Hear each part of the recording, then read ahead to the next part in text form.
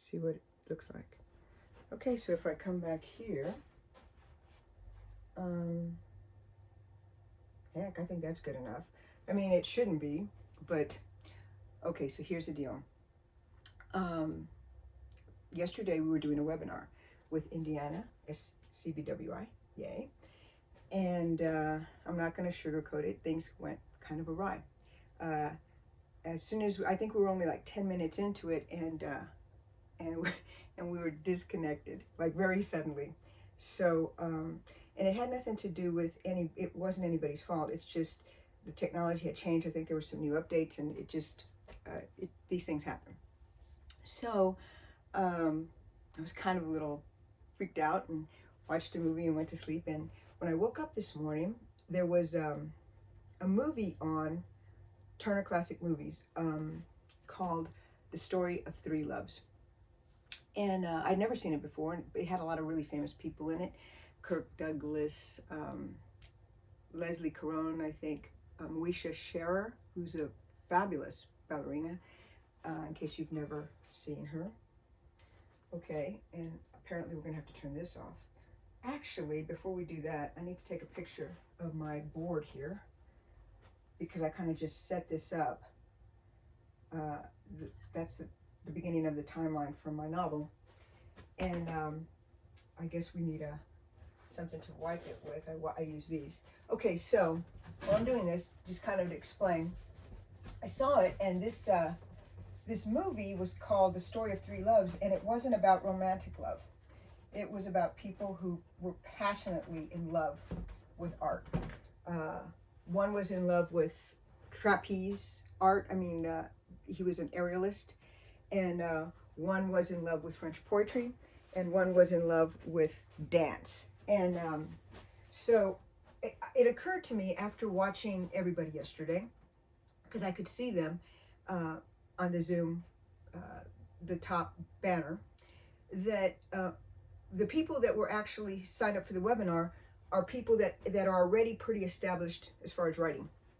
And so I thought, you know, I had kind of put together some of this stuff as, you know, these tips that I've been putting together for a while about how to get published or the writing process. And it occurred to me that maybe everything happens for a reason. And I kind of wanted to, after meeting you guys, I want to kind of talk about something that I think is a lot more relevant, and that is the process as a whole. And it parallels getting published, and it also parallels, you know, creating any sort of art. And so, I ran in here. I, you know, didn't even wake up my husband. I've got an easel right there, and another easel in the other room, and they're pretty big. So I just am taking my whiteboard that I use for storyboarding, and actually, before I do that, I guess I should get a marker. Okay, so here's what we're going to do. I want to talk about the actual process in a big, from the big view of creating art. Okay, and the reason I'm doing this is because if you're a beginner, I remember I was a rock musician, and that's how I started out. And when I walked into the studio the first time, I was like completely overwhelmed. How do you make an album, right? How do you start? And because when I went to college, I majored in both engineering and philosophy. The aesthetics was my what I concentrated on in philosophy. I, you know, was young enough that I thought, wow, I'm going to come up with this huge, you know, theory of aesthetics. And what it really was, and I worked on it for many, many years, what it really was a theory of, I was completely obsessed with the process of creating art, not so much what happens after that. Okay, so, and because I was young, I looked around at the process in the studio, and I came up with something that had 4 P's in it. Every letter started with a P. Now that just makes me cringe, and it should make you cringe too. But ironically, when I was thinking about this just a half an hour ago, I thought, man, almost every word does begin with a P, so hey, that's the way it goes. Okay, so I'm gonna start with the word that started it all, which is premise. Okay, and so this is the progression of or the process of creating a work of art. Okay, so by the way, I had a concussion recently, so if I misspell words, it's because I got hit right here, and that's the area that has to do with basic spelling and basic calculation. So, you know, every word looks bizarre to me. All right, okay, so progression or the process, okay, the creative process. And of course, my first introduction to this was creating an album. All right, so I went into the studio, and I knew right away that the first thing was the premise, which is the idea. Okay, I'm gonna try to premise. All right, so and again, that looks completely weird to me, so if it's misspelled. All right, so premise was what happens when you first get that idea, right? The idea of the book, the idea of for the painting, what the main stroke of emotion is going to be, or the story that you have to tell, right? Your premise, and then the second thing is, I'm going to try to shorten it here. Well, I'll just do this: pre-production. Okay. Okay, and then it goes to production. And then it goes to post-production.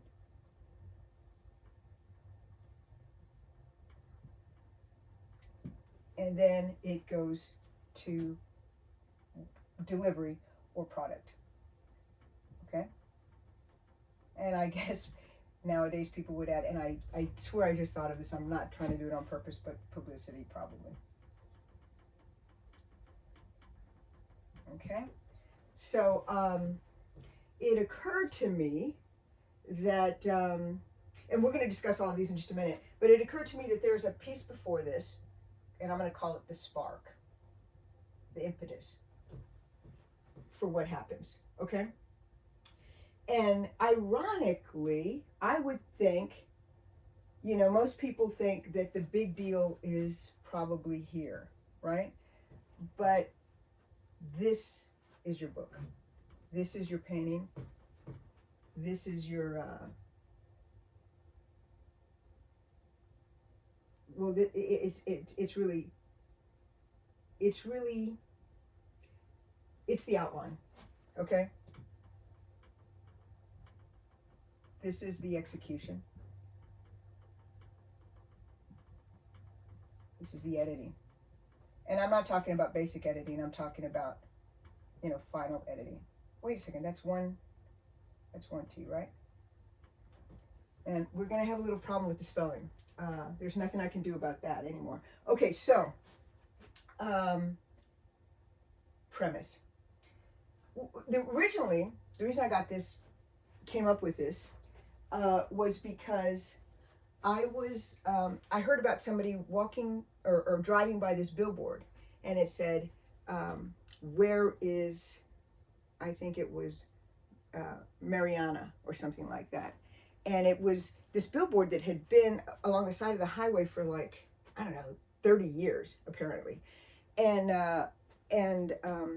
this writer told me that they had seen that billboard every day on the way to work and on the way home from work, and thought, you know what, I'm going to make that into a story and then into a book. And they did, and it was just incredible. So it was this billboard that sent off these arrows, kind of like this, and created what I call, can you guys see that? Okay, what I call a premise. Okay, and so this is the same if you're creating, you know, if you're composing, if you're creating a painting, if you're creating a book. And so let me just kind of illustrate it with this book. Where is it? Okay, okay. So The Amazing Watercolor Fish. Okay, so The Amazing Watercolor Fish. I was at my brother's house, and my niece had an aquarium. Okay, and it looked like this. Okay, I'm drawing smaller because. Okay, so here we go. All right, so this it was like a square rectangular aquarium, and here we go. There was a wall in the middle, like that. Okay, and there was 2 fish, like this. Okay, and my niece came in to feed the fish. Okay. Wow, this is really kind of irritating the way that moves. Okay, so she came in to feed the fish, and here we go. And I noticed that this fish was like really happy, right? Yay, it's happy. It's being fed, it's eating. And this fish over here was like, what's going on? Oh no, you know, like splashing around. And it made me realize that,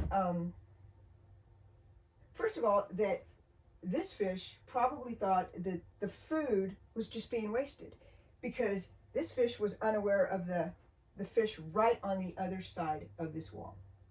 And that really made me sad. This happened about in 2009, and it took 10 years to make The Amazing Watercolor Fish.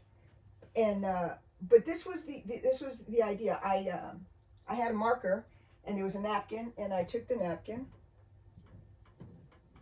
and wrote, okay, on this napkin, I drew this picture, and I wrote the word book. And that was my idea.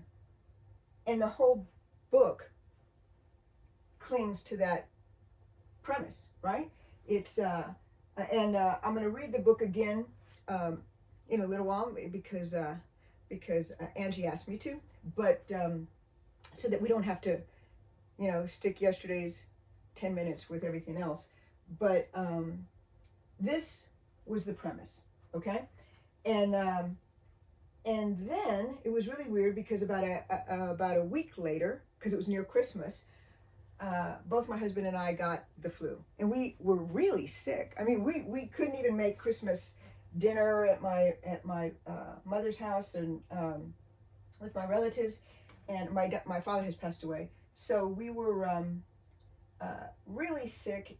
And once again, there was a napkin by the you know, on the night table, and a pen, and I ended up writing the very first version of The Amazing Watercolor Fish. Like, I had a fever and everything, and when I woke up, I looked at it, and basically the book stayed almost exactly the same from that, you know, napkin in 2009 to when it was actually published in 2019. But it went through tremendous changes before I came back and just changed just the right number of words, I think, to make it what I really, really wanted it to be. And I am very, very proud of this book. The Amazing Watercolor Fish was my 12th book. I wrote and illustrated it, and it is the first book I know of traditionally published. I've never, I'm sure that is the first book that rhymes in both Spanish and English, and we were very, very excited to do that. That was a very big deal for us. And Carmen Tafoya, who was the State Poet Laureate of Texas, did the Spanish. And I absolutely love this book. And so here we have the idea. In publishing, if you're trying to get something published, or, you know, talk to an agent, I would think that this is your pitch as well. And I swear I'm not trying to make them all begin with the letter P. Okay, so this is your pitch. Um, and basically, this is that, I'm not, I just thought of this, and I'm not trying to make everything about a P. It's, maybe it's, I'm not going to say a curse, but okay, passion. This is the passion of the book, passion of the idea. This is the reason you do everything else, okay? And it starts as a premise. And this is across all types of art, all right? So I'm gonna take a little bit of a break because I think we need to divide this up sometimes. I mean, just to get it across, back to you guys. So I'm gonna